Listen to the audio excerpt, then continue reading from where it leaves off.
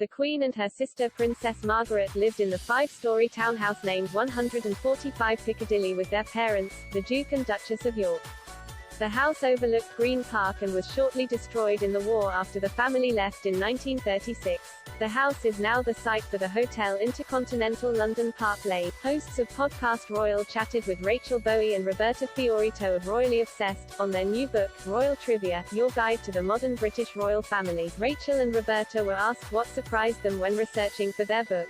Ms. Fiorito said, "One of the things I love learning about was the Queen and her formative years. One of the trivia questions asks about her younger years before, we knew that her dad would one day be king, and that her uncle would step down and abdicate, and so one of the things is that she lived in a palace with a number and no name." Ms. Bowie added, "It was called 145 Piccadilly, and it's the place where they grew up, and it was very much low security, which is just so crazy to imagine now. There was even a doorbell right next to the door that said there was a button for visitors and there was a button for the home, and so it just feels really interesting to kind of peek back into her history and learn a little bit more about the Queen, Her Majesty." A detailed account of the interiors by Jane Dismore, author of Princess, The Early Life of Queen Elizabeth II, has given an insight into the incredible family home. Ms. Dismore claimed the hallway reportedly featured pale green columns and soft brown carpet that led to the morning room.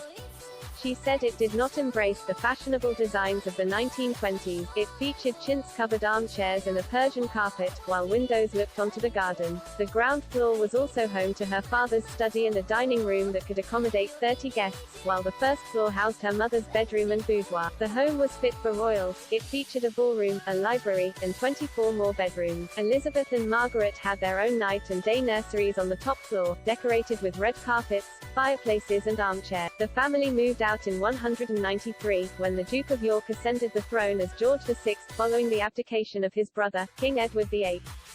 In December 1940 the home was badly damaged by World War II bombs.